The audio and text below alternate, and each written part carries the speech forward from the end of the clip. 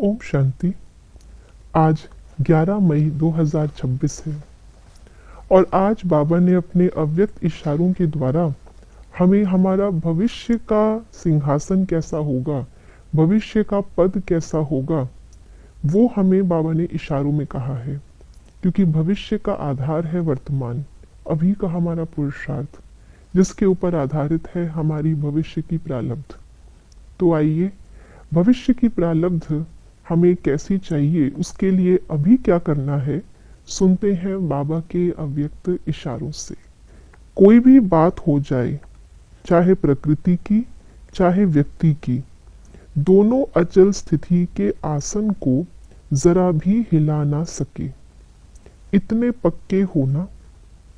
जैसे देखो, शरीर आसन पर नहीं टिक सकता तो हलचल करेगा ना, ऐसे मन हलचल तो नहीं करता। सदा अचल अडोल, जरा भी हलचल नहीं हो। अगर कभी हलचल और कभी अचल है तो सिंहासन भी कभी मिलेगा कभी नहीं मिलेगा। जब भी कोई योगी तपस्या करता है, दुनिया में जो कोई हठ योग भी करते हैं, उसके लिए भी पहले नीचे आसन बिछाते हैं, उसके ऊपर बैठ करके तपस्या करते हैं। तो उनका तो आसन कपड़े का होता है, गलीचे का होता है, और आसन किस चीज की निशानी है ये भी वो नहीं जानते हैं।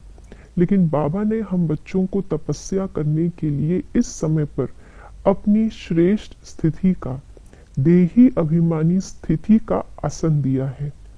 जब तक हम इस आसन के ऊपर विराजमान नहीं है, तब तक हम तपस्या कर नहीं सकते। क्योंकि तपस्या का अर्थ होता है एक स्थिति में टिकना, और अगर हम इस आसन में स्थित नहीं है तो कोई भी परिस्थिति आकर के हमें हिला के चली जाएगी, तो हम तपस्या नहीं कर पाएंगे। और इस समय की तपस्या का ही प्रारब्ध भविष्य में मिलता है। कहते हैं तप से राज। तो अगर अभी तपस्या में कमी है तो भविष्य में राज्य में कमी आएगी। अगर इस समय पर हमारी स्थिति का आसन डावाडोल है, कभी है कभी नहीं है, कभी बहुत अच्छे से स्थित है कभी नहीं, तो भविष्य में भविष्य का सिंहासन तो हिलता नहीं है। सत्युग त्रेता में तो कोई राजा ही छीन नहीं सकेगा, कोई अटैक नहीं करेगा, आक्रमण नहीं करेगा, कोई युद्ध नहीं होगा सिंहासन लेने के लिए। वो सब तो द्वापर से शुरू होते हैं। सिंहासन का हिलना द्वापर से शुरू होता है, लेकिन सिंहासन का मिलना वो इस समय की तपस्या का प्रारब्ध है। अगर तपस्या में कभी अच्छी स्थिति कभी नहीं, तो भविष्य में बाबा ने कहा अच्छी स्थिति के परिणाम स्वरूप कोई कोई जन्म में हमें सिंहासन मिल जाएगा।